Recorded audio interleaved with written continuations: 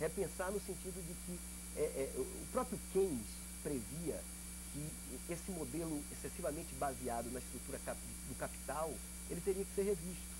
Hoje você está de frente a uma excessiva financiarização do mundo.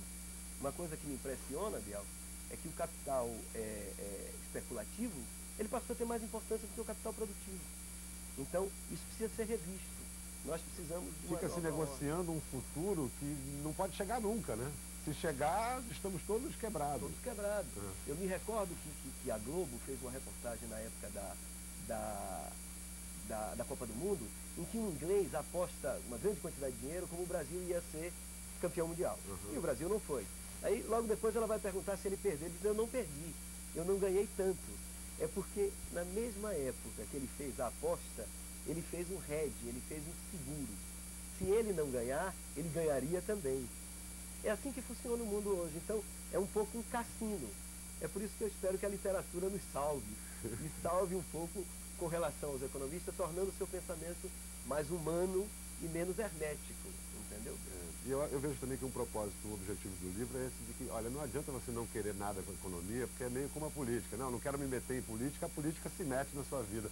A economia para um brasileiro é mais ou menos a mesma coisa. É mais ou menos a mesma coisa. E nós estamos vivendo com isso. Eu comentava hoje o seguinte, desde que eu me conheço por gente, que eu vivo em crise. Essa crise para mim não é uma novidade.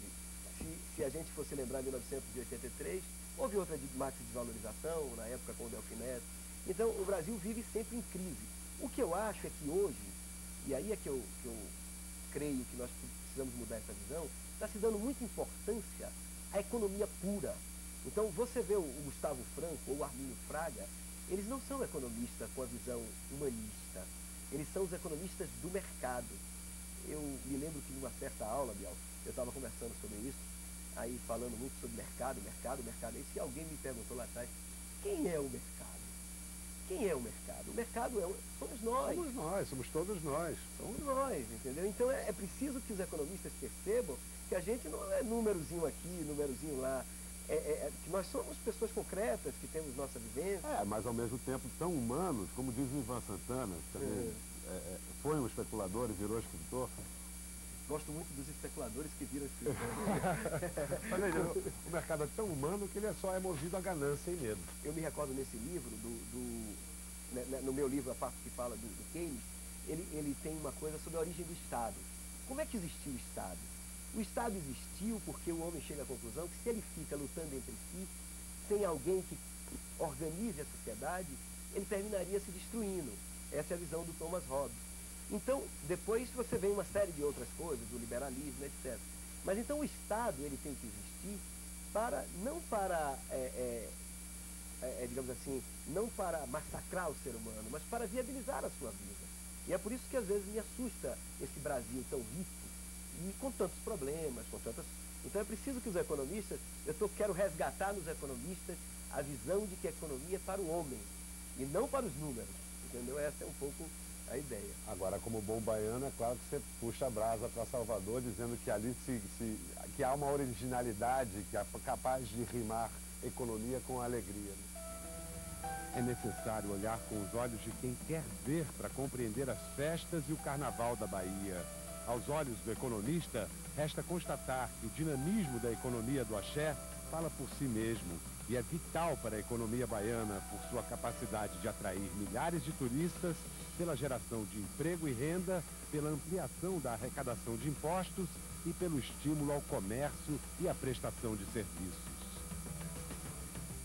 Bom, eu queria que você falasse um pouco dessa tese, mesmo porque há nela um mix aí de alegria pelo que aconteceu e ao mesmo tempo de nostalgia pelo que se perdeu nesse processo. Sim, exatamente. Olha, há uma coisa interessante nisso que é o seguinte, eu brinco muito dizendo que o destino do homem, tem um sociólogo francês que dizia isso, por isso eu brinco, o destino do homem talvez seja um sociólogo italiano, o destino do homem deveria ser o ócio. E os economistas brigam muito com relação a isso. Tem uma corrente que diz o seguinte, que o trabalho é uma renúncia ao ócio. O negócio, a negação do ócio. A negação do ócio, perfeito, exatamente. Então, que por isso os homens só trabalham por conta da remuneração. Mas tem outra corrente que diz que não, que o homem se afirma no seu trabalho. E que essa afirmação do trabalho é que faria com que ele se realizasse como ser humano. Essa é mais marxista. Que é mais marxista. Embora Marx diga que o capitalismo, ele obriga você a trabalhar naquilo que você não quer. Entendeu? E isso é muito duro. Mas a Bahia descobriu um meio termo. Qual é o meio termo? Na Bahia, o ócio gera trabalho. Então, agora mesmo, depois do carnaval, aconteceu um fato interessante. O desemprego cai na Bahia, no carnaval, porque ele gera tanta atividade econômica que o ócio passa a ser um bom negócio. O ócio gera o trabalho. Então, eu me recordo muito, e está aí no livro, do Domenico De Masi, esse sociólogo italiano, em que ele diz que talvez pudéssemos chegar a um tempo em que o ócio passasse a ser digamos assim, um gerador de riqueza. E você pudesse ter, digamos assim, uma maior explanação de sua criatividade.